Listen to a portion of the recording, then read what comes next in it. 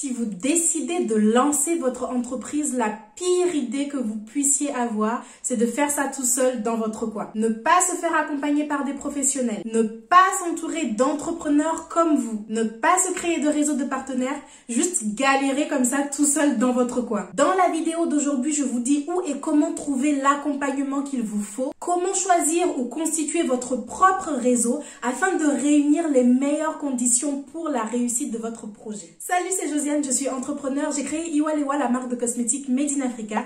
Ici, je partage mon parcours afin de bâtir une communauté où nous pourrons évoluer tous ensemble en productivité, self-esteem et business. Se faire accompagner dans son projet ou s'entourer, c'est primordial. Déjà, sur un aspect purement psychologique, la solitude de l'entrepreneur, c'est réel. Elle peut vraiment ruiner votre morale et influer sur vos performances. À côté de ça, pour réussir, vous aurez également besoin des expériences des autres qui sont déjà passés par ce par quoi vous passez. Ça va vous faire gagner du temps parce que ça va vous faire éviter certains pièges, mais également ça va vous encourager et vous conforter dans l'idée que c'est possible. Dans cette vidéo et du fait de mon propre parcours et de mes expériences, je vais vous parler des structures d'accompagnement qu'il y a en France et plus précisément à Lyon parce que c'est ceux que j'ai fréquentés. Donc les fonctionnements peuvent différer selon les lieux de résidence, mais j'espère quand même vous dresser un tableau général pour que vous sachiez comment ça peut fonctionner. Comment se faire accompagner dans son projet d'entreprise? Sans plus tarder, c'est parti pour la vidéo. La première chose à faire avant de se faire vraiment accompagner par le projet, c'est de faire un état des lieux de votre propre situation. À quel stade du projet vous en êtes? Quels seraient les objectifs de l'accompagnement? Est-ce que vous voulez juste vous faire accompagner pour être moins seul? Est-ce que vous voulez qu'on vous accompagne dans une thématique en particulier? Ou peut-être que vous ne savez pas trop. Peut-être que vous vous intéressez à l'entrepreneuriat, vous voulez lancer votre projet,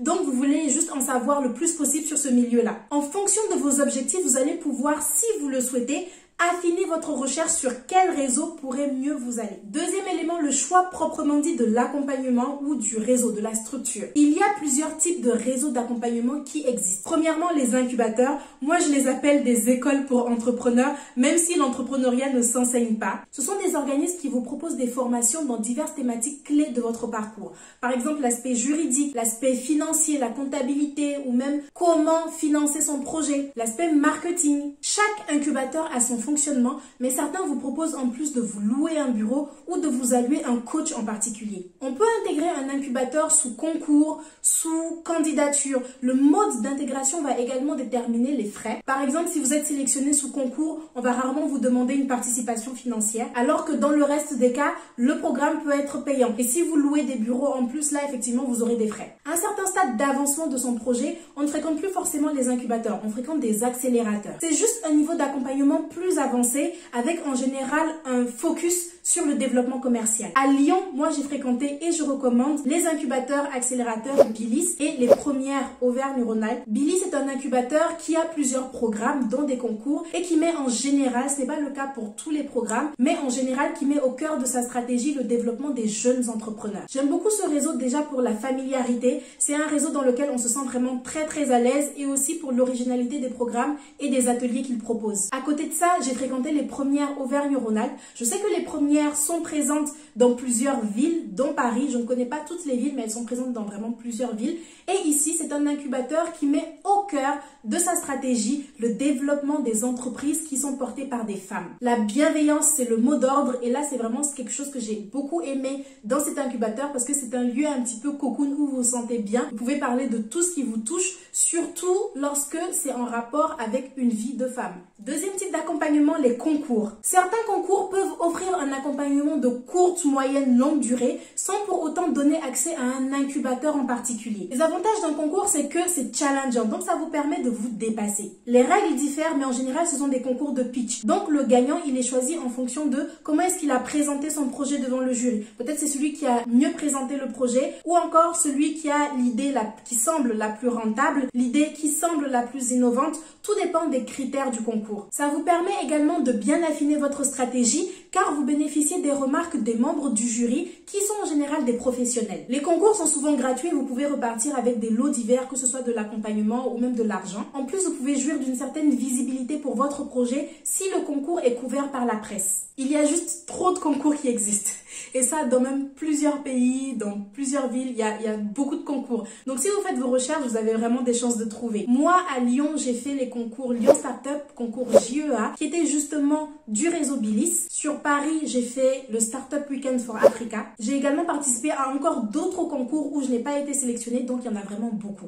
Troisième type de structure ou de réseau, les clubs privés. Ce sont des cercles fermés d'entrepreneurs. Souvent, l'entrée est payante sous forme par exemple d'abonnement mensuel ou annuel. Mais derrière, le calendrier peut être riche en événements, en rencontres entre entrepreneurs, en soirées privées. Et ça peut être un bon moyen d'étoffer votre carnet d'adresses parce que vous allez pouvoir côtoyer des entrepreneurs qui ont plusieurs années d'expérience. Personnellement, je n'ai jamais intégré de club, mais je connais le club Efficience à Paris, dont on parle beaucoup. Donc, si vous avez envie de regarder, je vous mets le lien en barre de description. Bien sûr, vous pouvez mixer plusieurs solutions, pas forcément vous cantonner à un seul réseau. Et même au début, je pense qu'on doit expérimenter au maximum. Ne vous privez pas d'aller dans telle ou telle soirée réseau. Ne vous privez pas d'aller à telle ou telle rencontre parce que c'est là aussi que vous allez tester, vous allez voir est-ce que vous vous sentez bien avec les gens. Est-ce que vous pensez que c'est là-bas qu'on va répondre le mieux à vos besoins. J'insiste encore une fois sur comment vous vous sentez dans ce réseau parce que le but n'est pas de rajouter des problèmes à vos problèmes. Si vous intégrez un incubateur et qu'à chaque fois qu'on vous dit demain il y a soirée réseau, ça vous stresse, là il y a un problème. Et ici je suis pas juste en train de vous parler du fait que vous soyez pas sociable et que de toute façon vous n'avez envie d'aller nulle part. Moi, j'ai jamais envie d'aller nulle part, j'aime pas les gens et pourtant j'ai trouvé des incubateurs où je me sentais bien. Pour moi, les incubateurs, de mes expériences passées en tout cas, c'est un tout petit cocon, c'est une bulle dans laquelle vous pouvez vous retrouver, où vous pouvez aller retrouver vos compères entrepreneurs, parler des problèmes que vous traversez en ce moment, trouver de nouvelles solutions, trouver même de nouvelles idées. Donc sincèrement, ne vous privez pas et choisissez des milieux qui regroupent des personnes avec qui vous vous sentez bien, parce que ça va aussi vous réconforter. Peut-être dans votre région, vous ne savez pas où trouver ces incubateurs ou ces réseaux d'accompagnement-là. Pour les trouver, vous avez plusieurs solutions.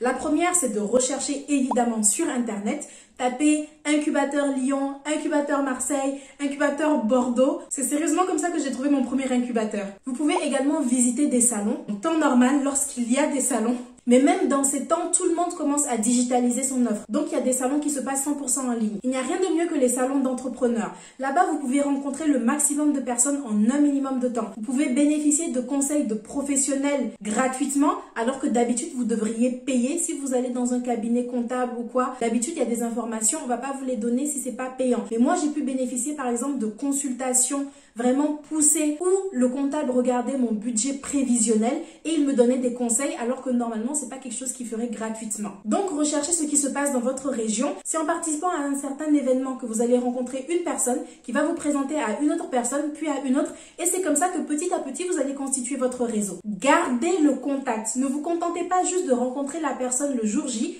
de bien discuter, puis de rentrer chez vous et c'est terminé. Le lendemain, pensez à envoyer un message de remerciement ou un message de « ça m'a fait plaisir de te rencontrer, j'espère qu'on aura encore l'occasion de se revoir ». Donnez des nouvelles de temps en temps à des moments précis, peut-être marquants de l'activité de votre entreprise. Comme ça, déjà, la personne se souvient de vous. En plus, vous vous démarquez de toutes les autres personnes qu'elle a pu rencontrer sur le salon en question ou à l'événement en question. Parce que clairement, écrire le lendemain pour dire « ah, ça m'a fait plaisir de te rencontrer », il y a peu de gens qui le font. Donc, donnez des nouvelles de temps en temps. Comme ça, le jour où vous aurez peut-être besoin de cette personne ou le jour où vous allez lancer votre produit, que vous allez lui dire « ah, ça y est, c'est sorti », cette personne, elle va vous soutenir. Elle va pas juste dire « mais ça fait 6 mois qu'on ne s'est pas parlé, c'est qui ça en plus ?» Pour trouver des structures d'accompagnement, vous pouvez également vous renseigner auprès de votre chambre de commerce. Et même la chambre de commerce est une structure d'accompagnement. Donc n'hésitez pas, si vous le souhaitez, à participer aux ateliers qui y sont proposés. Troisième élément pour vous entourer, constituez votre propre réseau. Pour une raison X ou Y, vous ne voulez pas ou vous ne pouvez pas intégrer un incubateur. Peut-être parce que vous n'aimez pas les gens et que les soirées, vraiment, c'est pas pour vous.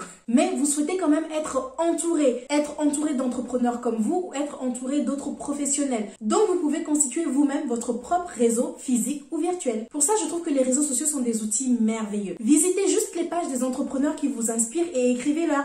Faites connaissance. Bonjour, moi je m'appelle Si, moi aussi je suis entrepreneur, comment est-ce que tu as fait? Évidemment, vous aurez plus de chances d'avoir des réponses ou avoir des conversations qui sont très riches avec des entrepreneurs qui ont une petite ou une moyenne communauté. Maintenant, selon le feeling et selon comment la relation avance, vous pouvez un jour proposer une rencontre physique. Ici, moi je vous recommande de faire un mix entre les personnes qui sont au même stade que vous et des personnes qui sont à un stade plus avancé dans leur projet. Dans les deux cas, vous allez pouvoir échanger sur vos difficultés et vous sentir mieux. Mais dans le second cas, les entrepreneurs les plus avancés vont vous porter. Ils vont vous aider à banaliser vos obstacles car eux, ils les ont déjà dépassés. Donc, encore une fois, ça vous fait ça vous conforte dans l'idée que c'est possible, vous pouvez y arriver. Ça va vous motiver. De façon générale, pour vous faire accompagner dans votre projet, le mot d'ordre pour moi, c'est oser. Car c'est en osant parler aux gens, même quand vous pensez qu'ils vont pas vous répondre, c'est à ce moment-là que vous faites de belles rencontres. Après, bon, je vous cache pas qu'il y en a qui vont pas vous répondre. Il y en a, ils vont vous laisser en vue ou ils vont même pas voir votre message. Mais c'est pas grave parce que d'autres personnes vont accepter de vous aider.